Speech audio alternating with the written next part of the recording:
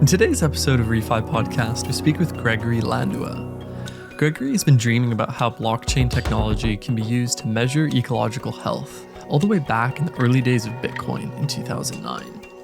He's been influential in building the core foundational aspects of the regenerative finance movement, and is even credited by many of coining the term ReFi.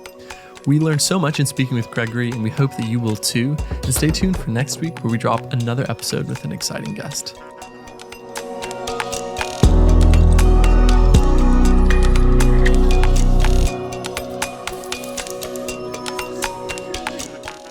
Hey, Gregory, how you doing this morning? Doing good. John and John squared. Stoked to get to connect with you guys. Absolutely. Welcome. John X, how's the adventure back from Denver? Are you doing okay, man? Settling in? Yeah, it's a bit surreal to see you on camera again, Gregory, after meeting you in the real. That was great.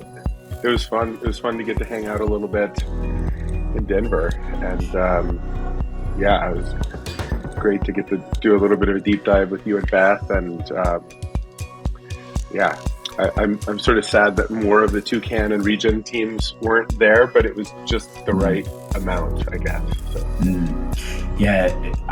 I was just struck the whole time how much more connection can be found through in-person interactions, which is saying a lot, because you can actually connect quite deeply via video. I find I felt like I've met you once, John, and I feel like you're a great friend.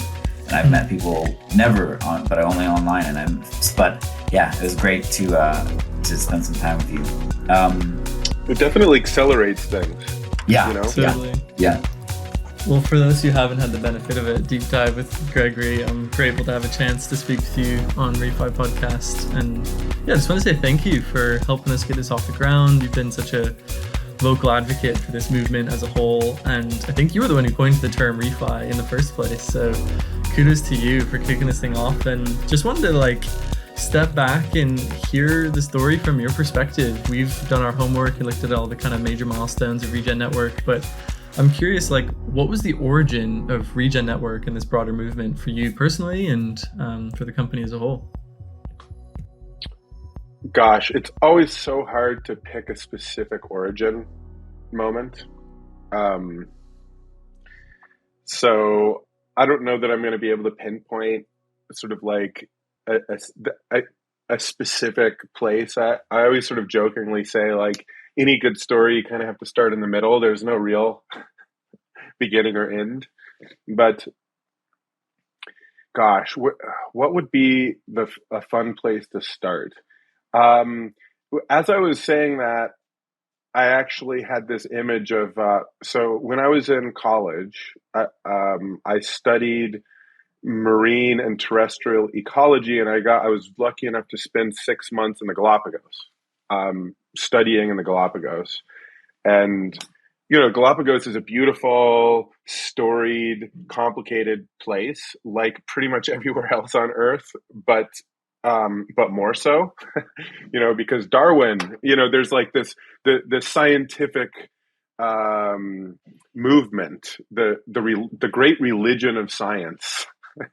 This is like a shrine to the great religion of science. Darwin went there. You can see his footsteps. The tortoises and the finches, right? So it's just there's the global establishment of scientific I guess you could say the scientific elite really looks to the Galapagos, and there's tours and everything is just really there. And then at the same time, there's local folks who are just living there, living their lives. And anyway, back in the day,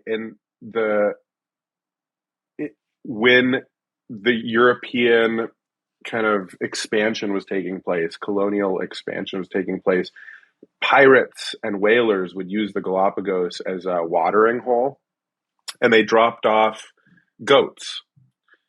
And these goats radically transformed these fragile desert island ecologies, right? They ate everything, and it increased desertification. So by the, fast forward a couple hundred years, here I am, sort of a happy-go-lucky gringo student kid having fun and learning science and trying to figure things out, and get dropped in the middle of this complex political ecology and economy of like what's happening with the Galapagos. And they were trying to remove goats from islands to reestablish, in quotes, the native ecology. And in order to do that, they were bringing in like helicopter gunships, and they were machine gunning the goats at huge expense, and actually with like fairly low success in actually like getting rid of them. And so they were wasting all of this money to try to move the ecology back to this, colonial ecosystem that Darwin would have seen, to try to like recreate this historical moment in time. So there's this complex set of like beliefs and people thinking that this is what the tourists need. And I just witnessed that. I witnessed that as a young adult. And I was just basically like, what the is wrong with people? And I had a couple of other moments of that in my life, but that one was specifically and particularly jarring because almost like the grief and the anger at seeing the goats just getting machine gunned. And I saw this happen once, and I was just like, what the hell is going on? It was really impactful for me. And I was like, there has to be a better way. There has to be a better way for us as humans if we would like to have an impact, if we would like to have a conscious relationship and impact with these desert ecosystems. There's got to be like a million better ways to control the goat population. Like, I'm not even calling into question, do we want to control the goats or not? Great, let's control the goats. Super. How might we go about that? And that really catalyzed me starting to think and research and read and just sort of like go on a whole sort of mental exploration back then. And this must have been like 2003 or something, around what are the economic incentives and political mechanisms and social and cultural mechanisms that people can use to have a conscious interaction with their environment, instead of sort of doing things like, hey, we'll send in the gunships and like just go to war with this ecosystem because we want to bludgeon it back into some sort of like shape that we desire it to be. So, maybe that's as good a place as any to put the origin. And so that must have been quite an emotional signature in your mind. But where did blockchain come into the mix? Yeah, so I was aware of Bitcoin really early. I remember sort of sitting around a campfire in 2009 and discussing Bitcoin with a bunch of like bioregional permaculture hippies, and having a whole discussion about sort of like digital bioregional currencies. And that was at the Bioregional Congress in 2009 that I helped organize.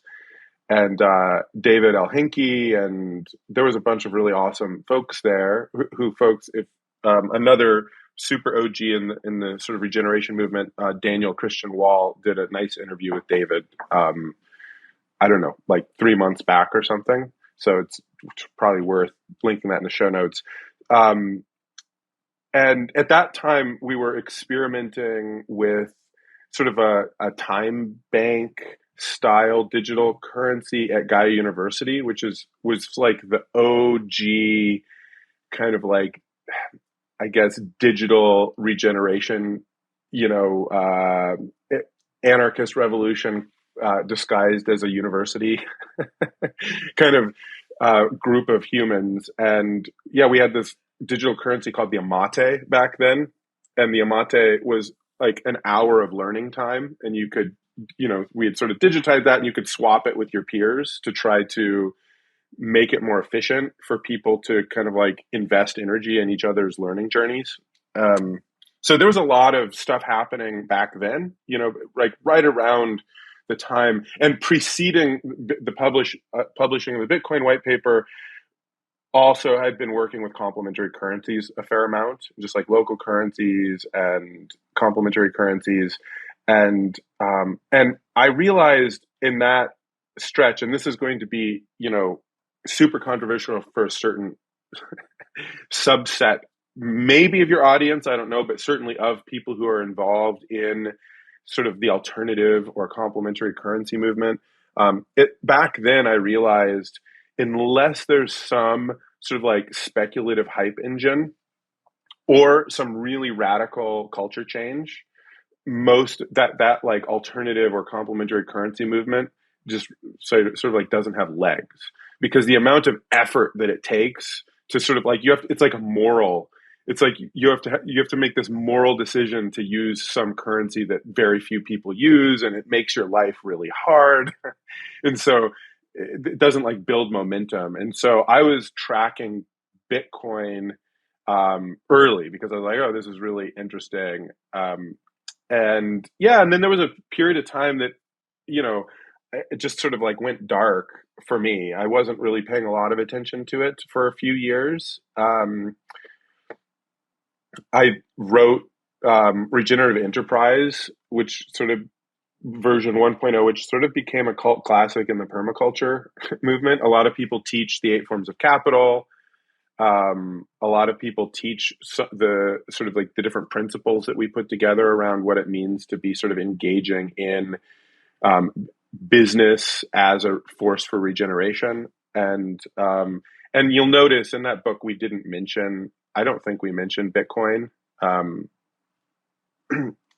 So it was sort of like subsurface back then. And then, serendipity, I guess, one of the folks who launched the Ethereum crowd sale, there was a group of 10 or so people who came together to kind of like launch Ethereum.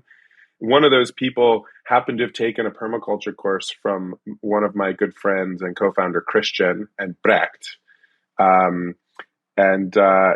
So he and I got introduced and started jamming, and he was very advocating pretty hard for us to build sort of a smart contract-y version of what later became Regen Network. Back, and I guess this would have been like, these conversations were like 2015, 2016. So I started doing a lot of research into sort of the Ethereum approach to all of this. I was super skeptical at that time. Like there was a big hump, there was a big mountain for me to climb to like work through and reason through what blockchain meant and sort of and DAOs meant for that community, and how that did or didn't relate to my sort of like particular lineage and understanding of what regeneration and regenerative finance means or could mean. In 2017, I took paternity leave to welcome my first son. And that's a whole nother like millennial, kind of like hilarious millennial journey. Because my livelihood at that point was permaculture. Like I was doing permaculture design and consulting. And that's not at that moment. And now it's a little different. You can make pretty good money if you're a good permaculture designer. And there's some really successful businesses. And that was just the beginning of that. So it was not like I was like, oh, I'm just going to get paid paternity leave. Like I live in the States. That's not really. So I did a little GoFundMe campaign for my community to, afford. I think I raised like $3,000, which was enough to give myself 3 months of paternity leave. And, and I also had back in 2015 maybe, purchased some ETH and some Bitcoin on Coinbase. I'd been early like, oh, cool, I could like go snag some. So there's a like confluence of events with that, like that friend deep in the Ethereum world, holding a little bit of ETH and Bitcoin at the beginning of 2017, and then taking time to welcome my son and just like having spaciousness to be like walking him out in the woods and, just sort of like contemplating my life. And that was the spring of 2017, which was a crazy moment in history. It's like the Overton window of like what money is was just sort of like spread wide, and all of a sudden there was a huge community of people inquiring together into what a store of value or a unit of account meant, what money meant, what public goods were, what law, like digital law and smart contracts were. All of this stuff was just like bubbling and fermenting and really exciting. And at that moment, somewhere in there, maybe in May or so, a month or so after my son was born, I was like, okay, I'm all in. I'm going to just like all of my resources and time are just going to start going into what does it look like to build, to sort of like use this moment in history to sort of like really go all in and see what does it look like to build public infrastructure for ecological, and at that time, so now, like, what was I thinking back then? What I was thinking was all value is socially constructed, all of it, all money, all of it is a social construct of some sort, whether it's gold or shell beads or Bitcoin, whatever. It's a social construction of a community of people that choose together to have consensus about what is valuable and why. And I started asking, how would we reconnect? How would that social process be connected to an ecological process of regeneration? What is the infrastructure? What are the social processes? What are the technology? What's the technology infrastructure to deeply connect this social construction of value to ecological regeneration, and just sort of like imbue them with one another? And Regen Network was born out of that question, essentially. Which in the early days, and this will probably resonate really strongly with John X. In the early days, and still. But in the early days, a lot of our attention was around the sort of collective sense making about ecological state.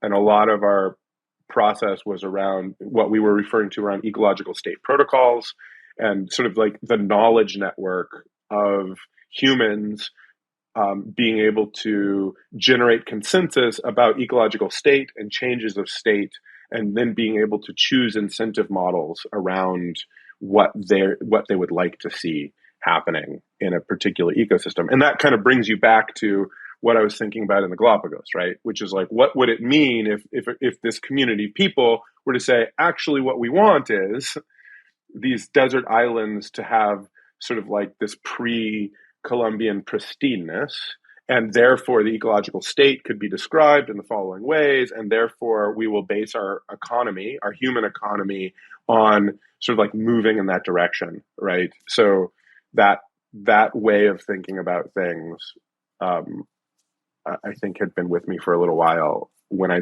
sort of took the plunge into the blockchain world. So you said that the early on, a lot of it was oriented around this sense making around the ecological state, and by that I interpret you to mean taking measurements of an ecosystem over time. And is that kind of what? Well, that's just to be clear, that is specifically the method of sense making that Western rational society uses to generate consensus about like empirical reality, right? So that the specific ontology of like, how do we know something is sort of, I guess actually it's it's epistemology. That's like a specific epistemology of like how the world, like how we know something. But I think I have long hoped that although this could be an impossible sort of like Sisyphean task, I've long hoped that we could build a general purpose enough technological infrastructure so that it serves to regenerate kind of what I would refer to as the vestigial organ of cultural connection with the greater than human world. And what I mean by that is there's many different, like from an anthropological perspective, there's many different ways that communities go about understanding the greater than human world and their role in it, right? And that doesn't necessarily mean that you have to be using scientific measurement as the foundation. It does mean that in our cultural context, there's going to be like a giant sort of shelling point and center of gravity around that. But I've always thought this same process should be as applicable if you sort of transliterate it out of sort of like Western science, and you think there's a council of elders who are holding a story about the landscape, and that story is being spoken, and people are agreeing that they're acting in accordance to that story. That is a social process of generating consensus about the set of norms and actions that people are going to sort of embed into a landscape, right? And in the digital world, that could look like sort of a social media storytelling. That could look like sort of like almost like art and NFT approach to how this takes place. A qualitative, story-driven approach could be could also, I think, achieve the same thing, right? So and in some ways, I think the fusion of those two is very interesting, right? Where you're fusing story-driven, mythopoetic-driven sort of approaches that speak more deeply to some core part of the human, journey and human evolution, alongside the sort of rational scientific perspective, is actually where my instinct of where this starts to get really like transformative. But the reason that I use that sort of like term of collective sense making, instead of just sort of like saying straight out, like, how do we measure ecological state, is specifically because I want to create space for multiple ways of knowing and multiple ways of generating knowing in different communities. And I think what I hear you there is casting vision that might be quite hard for people now to understand. In the same way you saw the opportunity for Bitcoin to be applied to, regional proliferation of ecological currencies, you describing this, diverse set of sense making that reflects the, amazing intricacies of human culture, from, the masculine energy to the feminine energy, the measure, quantifiable to the qualitative. Like, it is really, I think, indicative of your ability to see something clearly, Gregory, that other people will eventually see. It just takes time. And I just can't, remark about how early you were to all of this. Like, talking about Bitcoin in 2009 in the application of permaculture, in the crew with Ethereum as the crowdsource was being planned. Like, you've been here for a long time. You've seen this space. And you've also to be clear, I wasn't in that crew. Of course. I just met somebody who was later. Still, like, it's incredible. You've been here and you've got an amazing perspective and wisdom that's accrued throughout all of that. And so I'm curious to understand, like, there's obviously a long journey and an exciting trajectory, but I'd love if you could bring us up to speed to where Regen is now, both in terms of, the technology and the market and, the community and ecosystem. Like, I think it'd be great to just kind of draw the boundaries and look at what Regen is and how people can plug into it, and, what's going on that you're really excited about in terms of the big picture and where you're headed. Regen Network is sort of secured, and the backbone of Regen Network, you could say, is a blockchain called Regen Ledger. Regen Ledger is built using the Cosmos SDK, which means that we have our own specific governance token distribution that governs that blockchain and allows the community to decide what the executable logic is that lives on chain. So there's not an arbitrary smart contracting framework or virtual machine currently living on Regen Ledger. So like in Ethereum, there's the Ethereum virtual machine. On Polkadot, they have a WASM-based virtual machine, and Near also has a WASM-based virtual machine. Solana has a virtual machine that uses Rust. I don't know that it's WASM, actually. In the Cosmos world, You can have multiple different virtual machine choices. At the moment, Regen Ledger doesn't have a virtual machine, meaning just an arbitrary system that somebody can just go throw up some executable logic and just like execute it. Like, we have an application specific blockchain. So that means the consensus secures what that blockchain can and cannot do. So it's very specific, right? It's not a Turing complete blockchain that does everything. It's a blockchain that does specific things.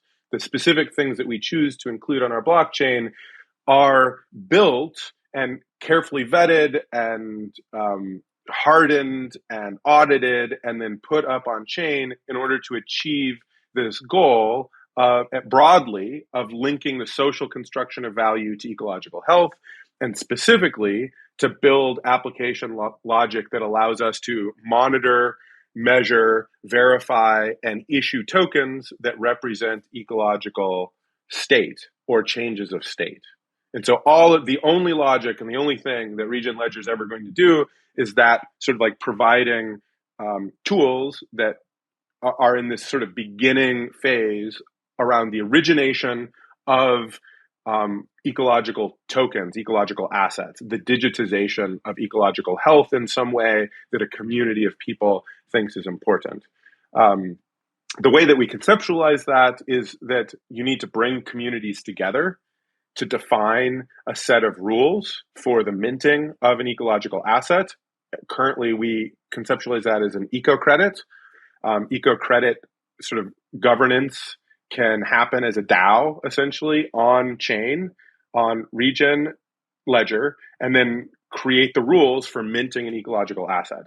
The most common current asset that we've been focused on are voluntary carbon credits, because there's a market for voluntary carbon credits.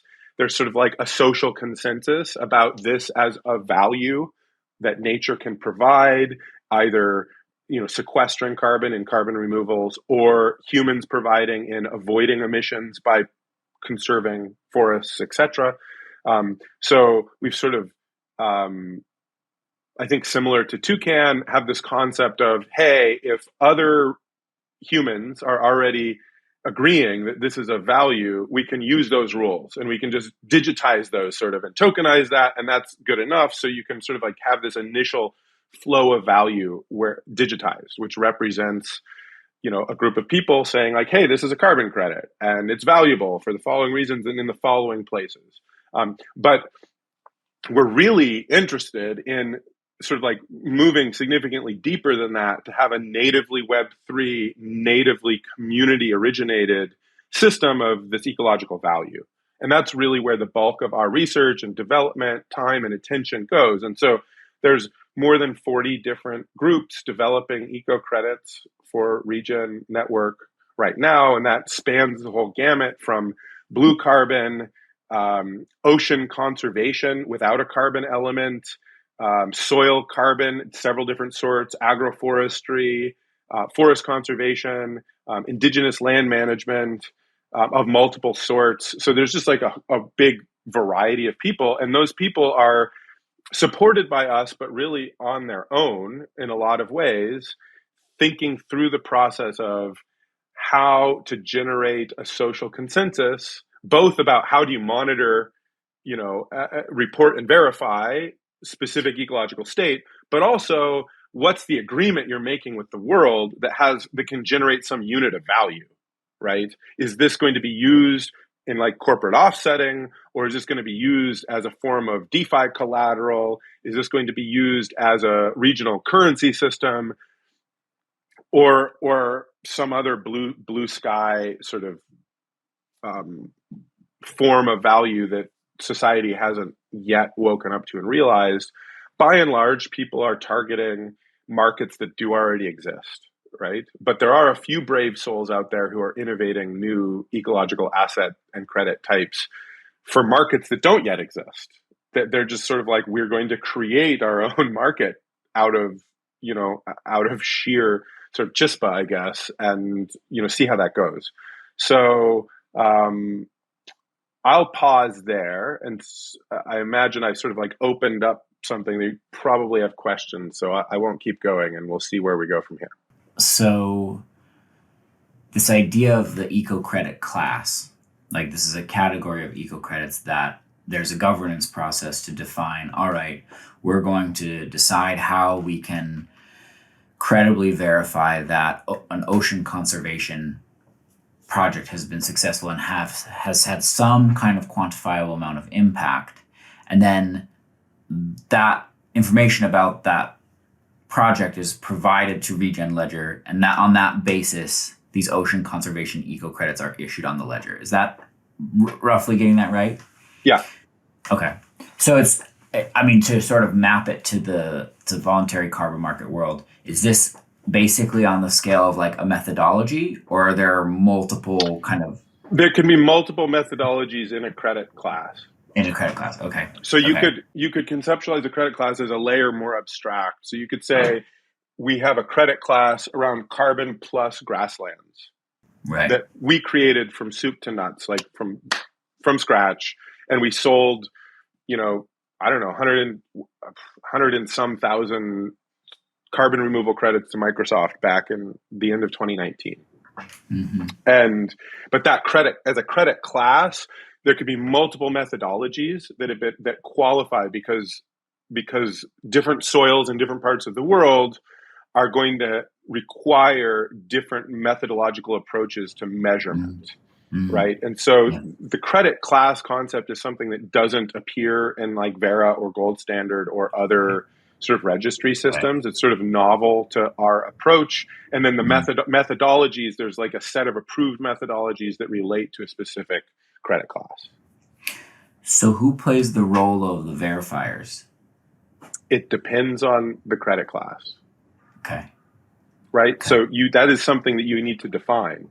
Of course. Right? So in the carbon plus grasslands, there's sort of an allow list of third-party verifiers, and then the project developers themselves and the land stewards both participate in generating a significant amount of the data that then gets audited by a third party, sort of according to ISO standards, essentially. And then, once that's been completed, issuance can take place. In a Vera, in the credit class, which we sort of recently created, that essentially follows the NCT standard that was so fun to think about with Toucan and Moss and others.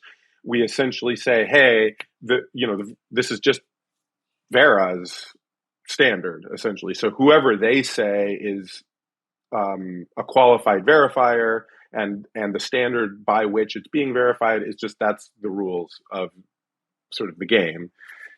But we also wanted it to be possible for communities to sort of like self-verify and generate units that represent ecological state at lower cost or lower threshold. The key is making it transparent, right? So there's sort of a tagging and meta tagging and curation functionality that we've been building, which enables people sort of to say, okay, this is sort of in order to get on the approved list of like rigorous credits, you need to go through this extra step, or those maybe are included in the credit class itself. There's a lot of flexibility. So it's sort of a choose your own adventure, community governed registry system, essentially, is what is like at the heart of what Regen Ledger is used for by the community.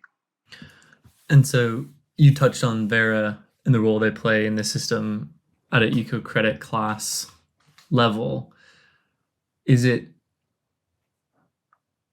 I don't know, sufficient to say that, I'm curious to unpack this, like Vera and Gold Standard and others seem to have built credibility in the voluntary carbon market that helps attribute value to the credits that they issue.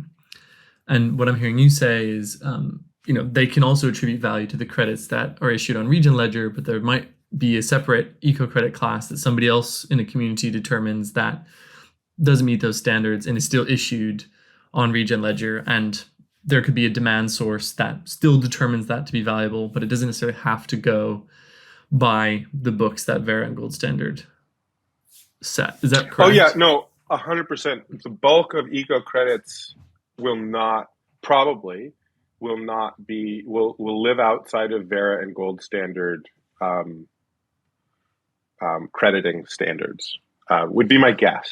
And although this is an open protocol, so if Vera and Gold Standard would like to sort of like step in and take ownership of credit classes and sort of imbue their governance and be adaptive, iterative, and agile in sort of creating more transparency and more engagement around their standards, they could either do that right on Regen Ledger, right? Or the way we've been trying to build this is quite modular, so they could spin up their own essentially fork of Regen Ledger that can give them all of this functionality and can interoperate seamlessly.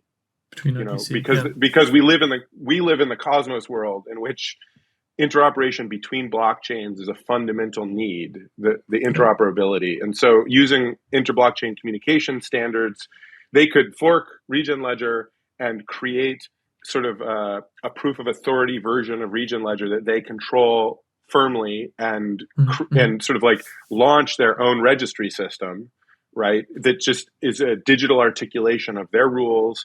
And those credits could come over to the Regen Ledger marketplace or other marketplaces originating from their own space. And this is a decision that we made really early, is that we didn't want to force sort of the tyranny of network effect in any of our decisions. We wanted to sort of pioneer and make things as good as possible. But there's also sort of a fundamental assumption that nested governance, like people need to govern their sense-making process around ecological health, the actual people who this affects to the highest degree possible. And that statement that I just made is why I think Polygon, for instance, is a dumpster fire of a place to be deploying regenerative finance tools.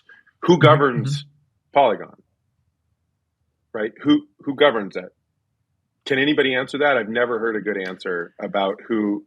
I think Polygon sort of like pretends that it's like Ethereum and there's no governance, right? That there's like, because in the Ethereum model, there's like a soft governance because of mining and da-da-da-da-da, and there's the developers and there's the users, and they sort of like all sort of do a soft consensus about what's going to happen.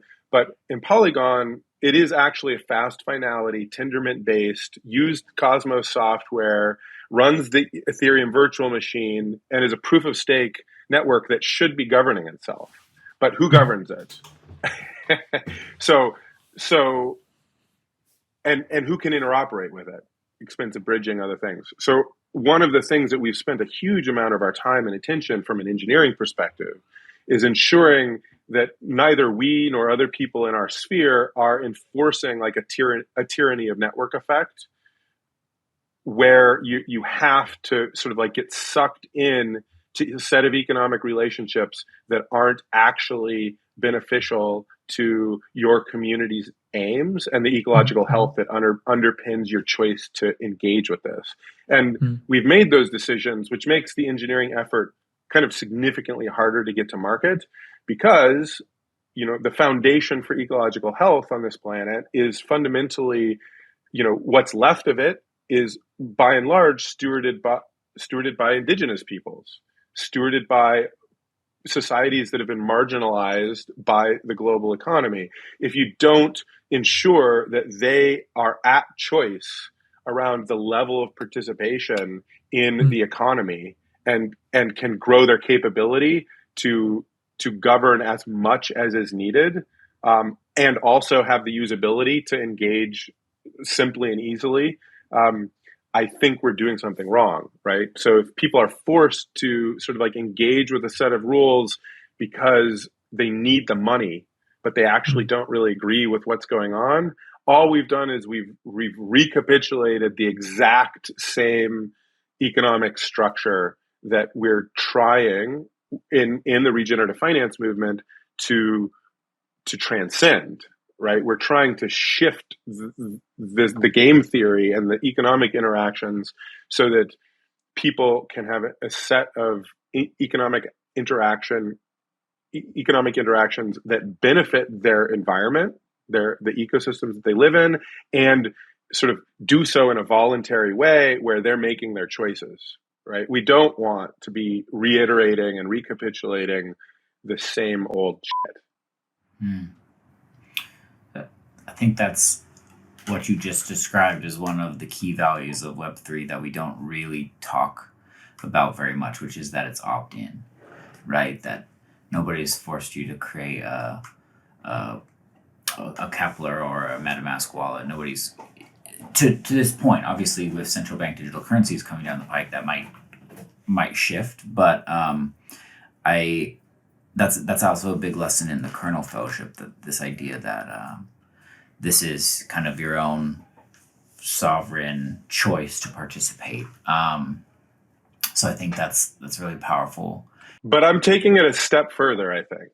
And I'm saying not only is it, yes, it's our sovereign choice to participate, but we should do everything we can in our design to make it possible to have a zero cost exit from any network that is no longer working.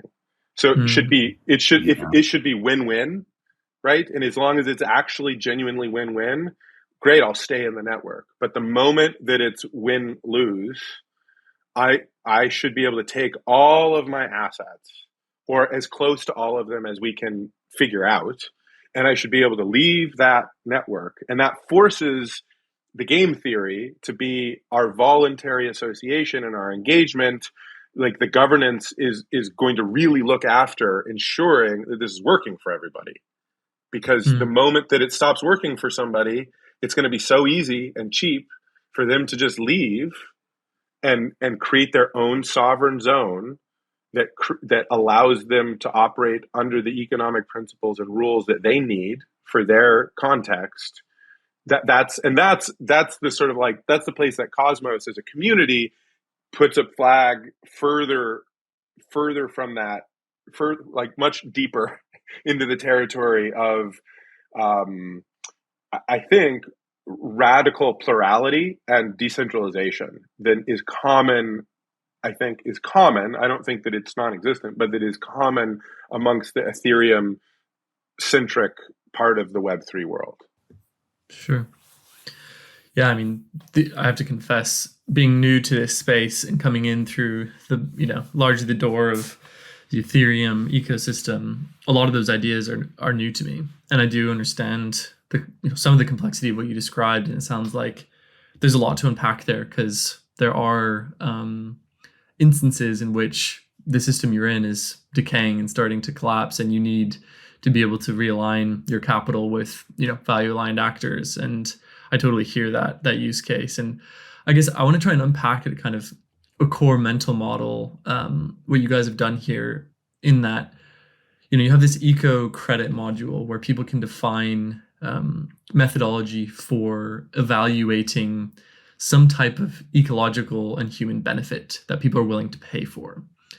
And what I see is, you and many others have aligned on the voluntary credit market, the voluntary carbon market, as one way to quantify, planet positive behaviors that people are willing to pay for in the form of, sequestered or avoided emissions.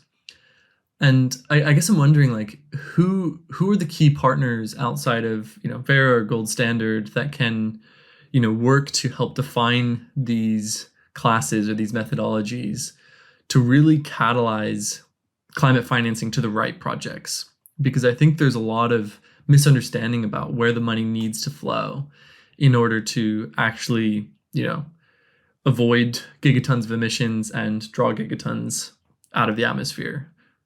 I'm curious to get your take on that. Well, so first I'll say I have a lot of gratitude to Gold Standard and Vera and Plan Vivo and Climate Action Reserve and other existing voluntary standards bodies, and we're really standing on the shoulders of giants when we do this work.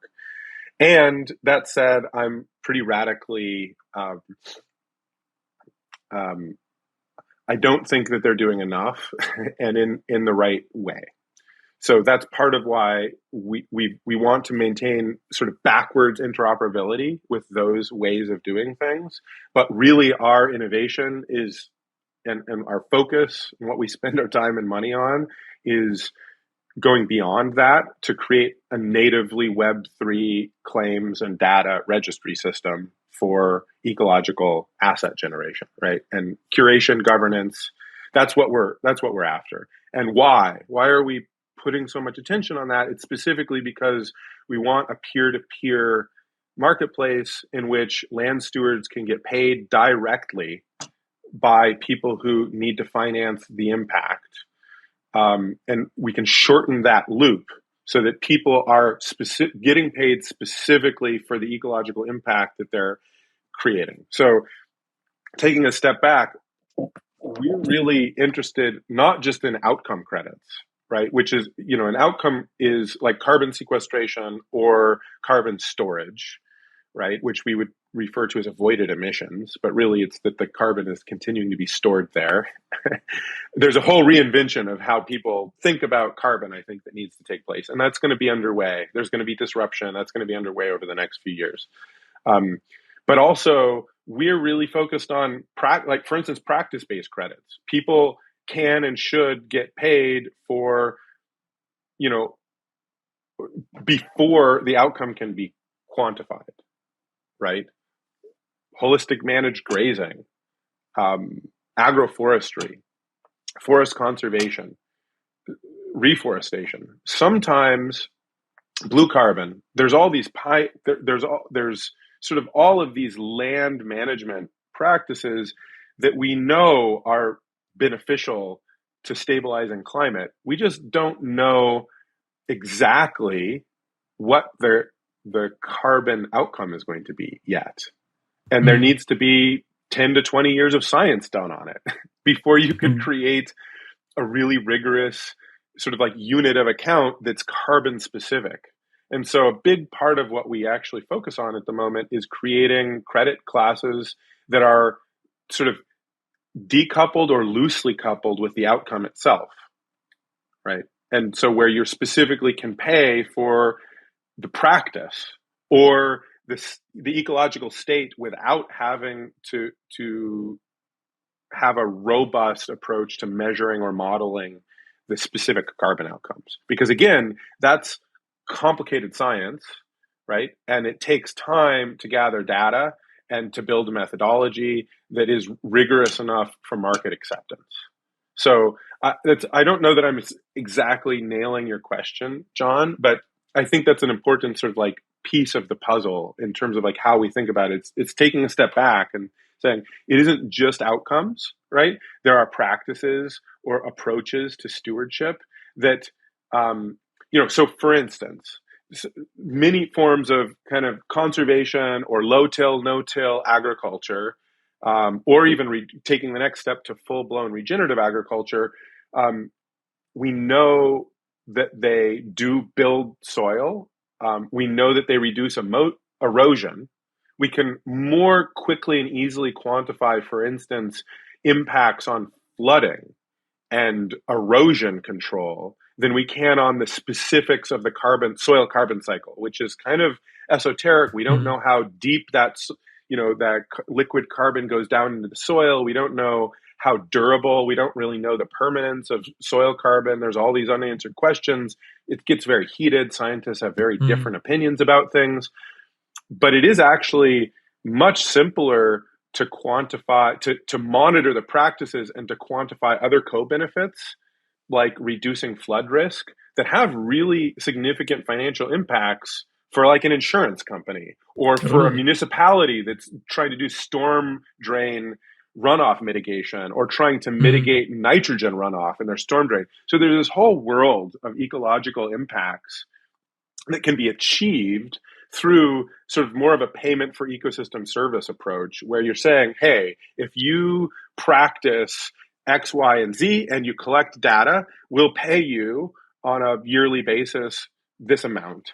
And those sorts of contracts and agreements are really, I think, pivotal to Regen Network's, I guess you could say, sort of midterm strategy, where you can have municipalities paying farmers directly in a peer-to-peer process where they don't have to go buy some abstract carbon credit from some market from who knows where. They're actually, they're making payments directly to somebody who's in their community to come to do something that has a measurable impact on that municipal context, right?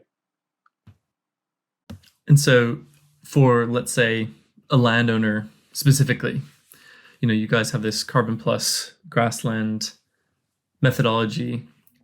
What's the barrier? Is it 200 acres? What's the minimum size that this module methodology is able to take on board for a plot of land? Yeah, so the carbon plus grasslands specifically is an outcome credit, right? It's a carbon removal credit, which means that the level of monitoring meets or exceeds existing standards in order to sort of like make it in the marketplace. I think probably to make it economically viable at the current sampling costs, and current verification costs, you probably need probably at least 500 acres, and it's probably more like 1,000 acres that really starts to work at the current price of carbon and the current price of monitoring in order to achieve that. So it's not great. It's not where we want it to be, but I also, the cost, the cost of monitoring, I think, is being driven down through innovation. So I'd expect that over the course of a year or so, we can drive down the sort of the cost and also the market for carbon should be heading up.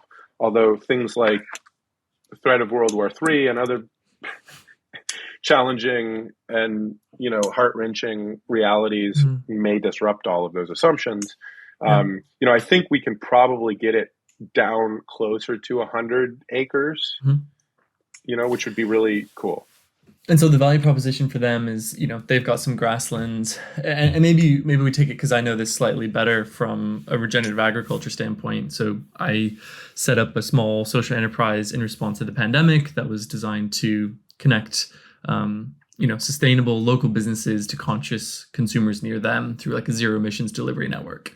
And one of the outcomes was we realized that the local food supply chain was super fragile because a lot of the farms were going out of business. A lot of the organic farms were getting squeezed by the whole, confluence of crises from the pandemic to Brexit to climate change. And we needed to increase resilience in the local food economy. So, two of my co-founders have continued to push that business forward, and they've started a small farm.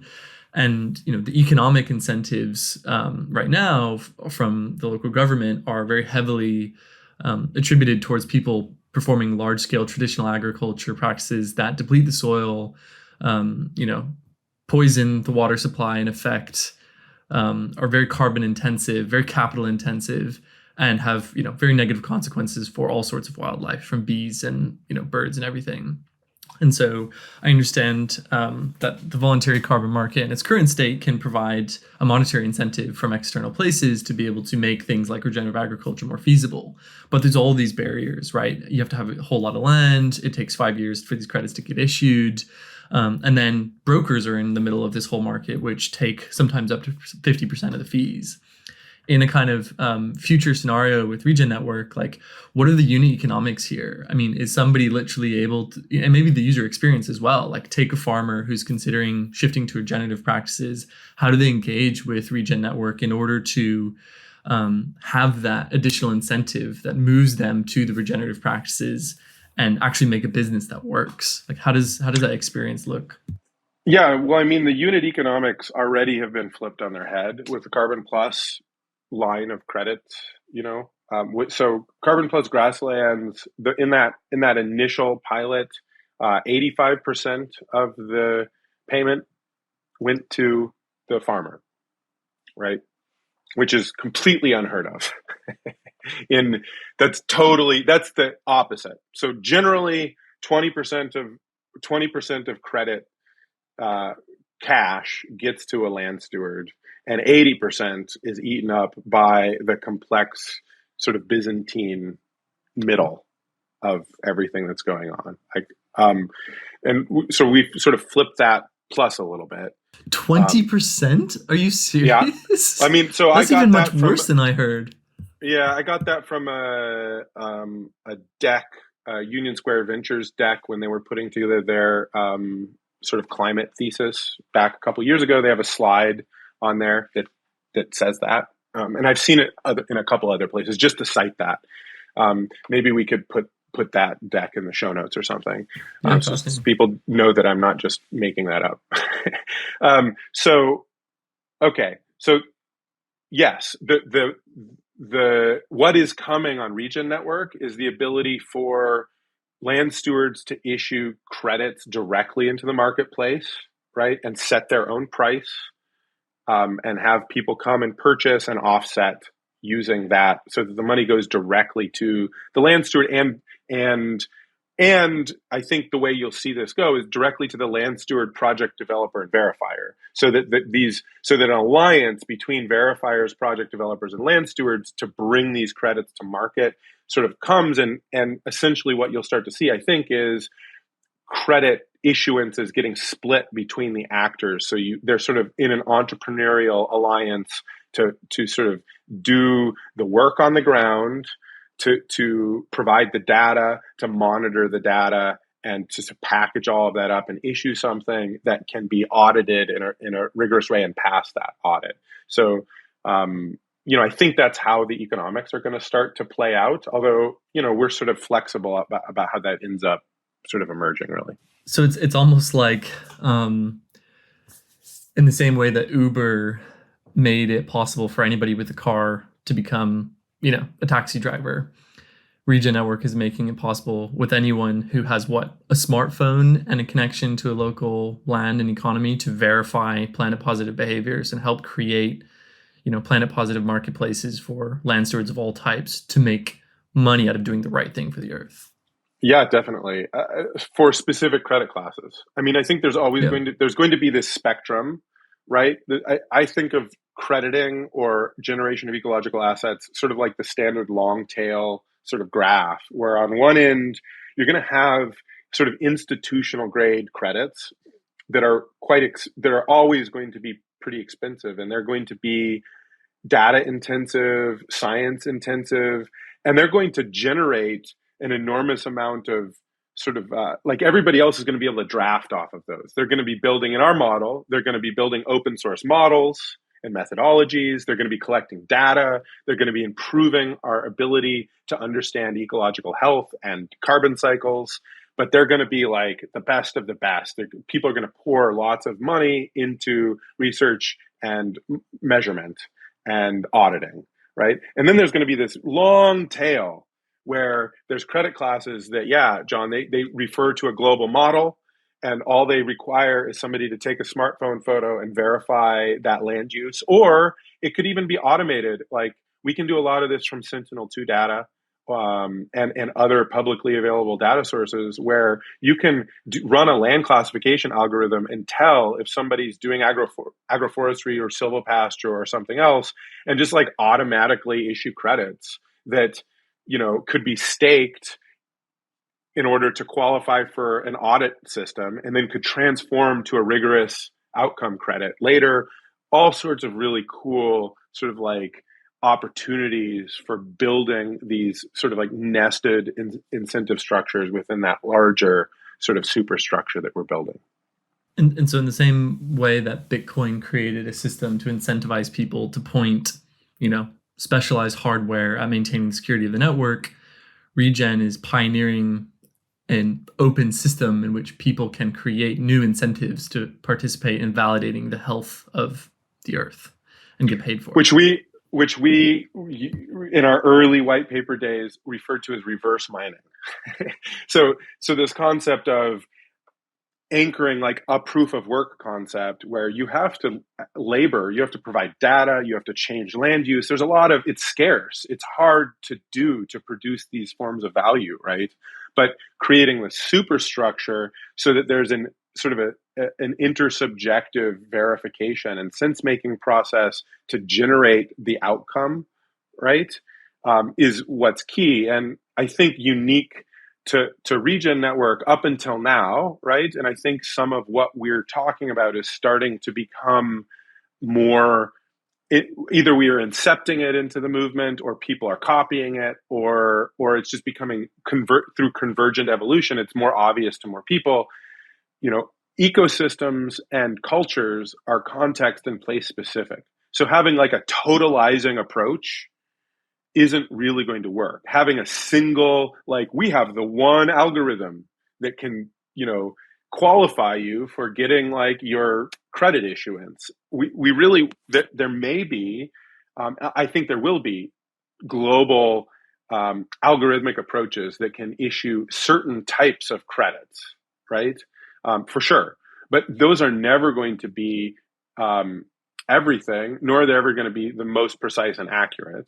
So you need to sort of nest that with like this gradation of like robust institutional grade science with sort of like folk citizen science where people are like making their own thing. And when those three levels sort of click and interoperate together and can sort of like ebb and flow, I think what our thesis is there will be a Cambrian explosion of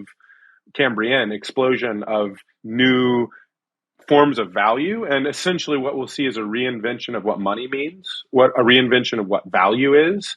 And this really, this will be the regenerative finance revolution in which there is a new way that humans are able to generate wealth that is coherent with and in a sort of positive feedback loop with ecological health. So ecological health will equal financial wealth, and that has not been the case, for a few hundred years at least, and maybe 10,000 years in certain cultures, right? But it is fundamentally like a larger truth than any of us that ecological health does equal wealth, right? And if we can program that, and so again, Regen's thesis here is to create public infrastructure for rapid community experimentation on multiple axes and multiple forms of doing this on an infrastructure that's built by and for the ReFi community, that's built by and for land stewards and scientists, not that's built by and for crypto speculators, but a public infrastructure that is for the regenerative finance community so that we can control that application-specific logic and that layer one blockchain to provide the highest degree of integrity and governance flexibility for our use case. So, yeah, could you share a little bit about the demand side of the equation?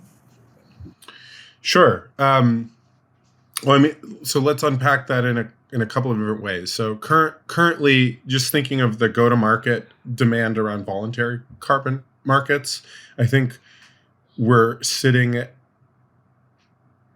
total carbon offset markets, and you guys might have this in your head more firmly established than I do at the moment, but something like $300 billion per year, current sort of the size of the carbon market, which includes compliance and voluntary. Yep. And then I think the compliance market it's kind of like a pretty small subset of that. I think it's something like last year, I think it was like $6 billion, which was the size of the market for the voluntary market, which is essentially companies purchasing carbon offsets, even though they haven't, from a regulatory perspective, been forced to in some sort of cap and trade scheme or something like that.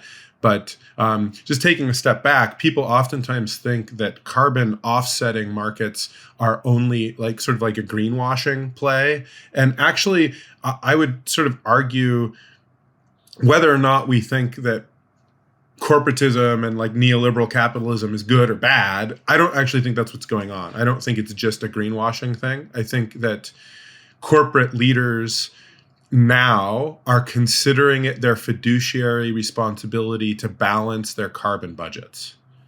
Yeah. And therefore they have carbon emissions and they need to offset those emissions on their balance sheet. And so they purchase carbon credits to offset that, what they can't reduce through changes in their operations. And which so I think reflects this carbon as money narrative, where it's now an asset on the balance sheet. Exactly. So now, like, carbon costs and benefits are being internalized onto the balance sheet, and it does really reflect this carbon as money narrative. Exactly. And that's quite exciting, because then you can start to conceptualize the human economy, understanding its role in the carbon cycle, right? And baking in its role into the carbon cycle into the financial apparatus and infrastructure and monetary infrastructure that we use as sort of a social coordination tool, right? So I think this is like this first little, I think carbon offsets really should be properly understood as this first little baby step towards a pretty radical reinvention of finance and money that starts to re-embed humans in the larger planetary carbon cycle in a conscious way, right? In a culturally and socially conscious way. It's the first intervention which has tethered money that was initially designed to be an infinitely growing entity to all of the rest of life, which is finite and cannot infinitely grow. Exactly. And so there's so exciting. Yeah, I think this is a really important narrative to put forth, in that, the carbon market reflects an evolution of consciousness where humanity has discovered that our current economic system is destroying the earth, and we need to create a tether to reality, which is, the negative externalities need to be incorporated into the system, as do care for the commons and care for each other. Carbon is the first kind of milestone, but what's exciting about what you guys are doing is you're creating an open source and scalable framework powered by blockchain that can take this catalyst of carbon and take it all the directions that it needs to heal the earth and to create, a new way of being, which is super exciting. So I would love to touch on, who the actors in this system are that you guys are looking to get involved, and what people can do, and like what the incentives are here. Because, $1 billion voluntary carbon market, $300 billion compliance market, this is a many $trillion evolving global transition as we migrate away from fossil fuels, right? It's a huge story and everybody needs to get involved. So like, what's the call to action for you guys? Well, let's go back to the numbers for a second. So $6 billion voluntary market, $300 billion total carbon market. Of that, nature-based climate solutions and carbon is a pretty small subset. We sort of operate at the moment strictly within the framework of natural climate solutions and land management, land use, broadly oceans as well.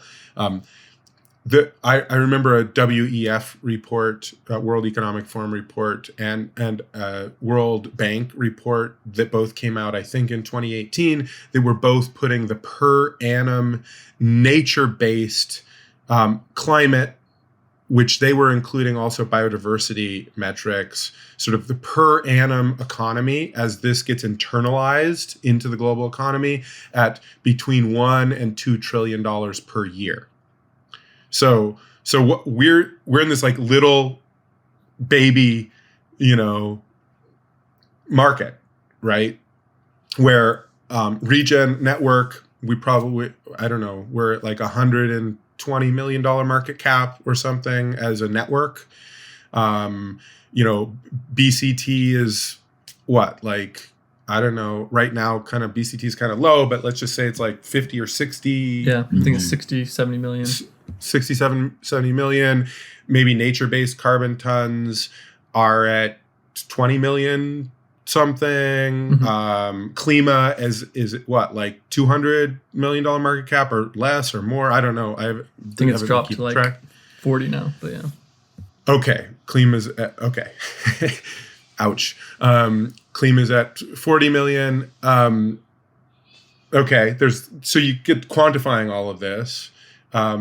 Currently, and the establishment, like the Davos crowd, people who are professionally engaged in global macroeconomic predictions are saying, sort of like, if the system is going to continue without a giant disruption that was going to be enormously painful for humans, lots of suffering, societal collapses, etc., we're going to need to internalize only the nature part of this, like climate, like internalizing the tether, as you put it, John, between humans and the greater than human world and our biosphere is going to look like $1 to $2 trillion per year. Currently, the global economy is something like $100 trillion, per year thing. 1 or 2% of the global economy, according to that way of thinking, is going to be sort of like this internalizing the relationship with healthy ecologies into our economy.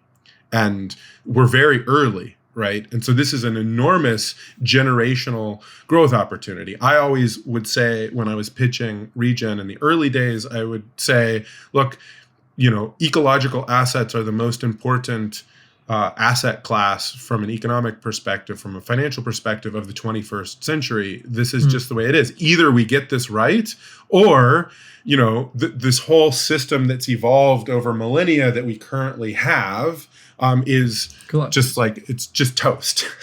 Yeah, so well done. The risks are very high, so we've got to make it work. And in my experience, something about humans is that when the stakes are that high, right, we change. People, that's the moment. And sometimes we don't, right? Maybe an addiction is a really important metaphor here. Like there's lots of great stories about people who have an addiction that is threatening themselves, it's threatening their families. Sometimes people get their shit together and they transform their lives and they clean up and they change their behavior patterns and they change their way of relating to the world, right? And sometimes they don't, right? And I don't know what the statistics are around there. And I know that there are key indicators that can tell how much support a person has, how likely they are to be able to change. But I really think that that's a pretty apt metaphor for where we are as a species, where we're addicted to certain behaviors and we're addicted to certain assumptions, infinite growth, extractivism, all of these things. And we have to change. We need to go on a 12-step process and transform the way that we're relating to the world. And this quantifies the magnitude of the behavioral shift and societal shift that's starting to be underway right now. And, we probably have, we're probably like a couple of years into a 10-year sort of like monumental economic shift that's underway, I would say. So this is going to be a really interesting, ride. And so for people listening who are motivated by this story and everything that's at stake, what's one thing that they can do to get involved with Regen Network and the amazing vision that you've laid out for us here today, Gregory? Well, I think we're really bad at giving people the one thing. If there's one thing about Regen, it's that we really believe in the uniqueness of the contribution opportunity in different contexts for different people. So if you're a scientist, join the open source science community that we have. We have hundreds of scientists from around the world contributing time and effort to build the scientific sense-making capability of the network and the bigger community. It's really amazing. There's amazing work going on. If you're a land steward, sign up. Come and engage. There's land stewards from around the world communicating on our Discord. There's people sharing, swapping ideas and just like having solidarity. And there's also a pathway towards starting to mint credits and starting to get paid for ecological stewardship. If you're a crypto speculator, awesome. Like dig in, support, build a portfolio that backs your values. If you're listening to this podcast, you probably vibe. And if you're vibing, dive in. Take a look at the broader Cosmos ecosystem. There's a lot of amazing things going on. Take a look at Regen, and obviously take a look at the other projects that are doing this, because we support each other and we support the economic freedom that we have to do this deep research, development, and infrastructure work by contributing in that way, right? If you're a developer, we have people that, this is all open source. This is a free open source software movement. There you can go and build, application specific logic for the blockchain. We're going to start bringing on smart contracting functionality and Rust and other things. Like go dig in to CosmWasm, dig into Go. There's front end apps being built in JavaScript. I mean, there's just a huge spectrum of ways to engage. So, I would say for whatever if you're if you're a writer, if you're a storyteller, if you're a memer, you dig in, start thinking about the stories of hope and inspiration that you can tell and how that relates to this concept of anchoring money and financial relationships and the social construction of value back into ecological health where it belongs. Well said. Yeah, I think that last piece is so key, right? This idea of a story of hope, that we are in a dire situation and we need something to look forward to, something to strive towards.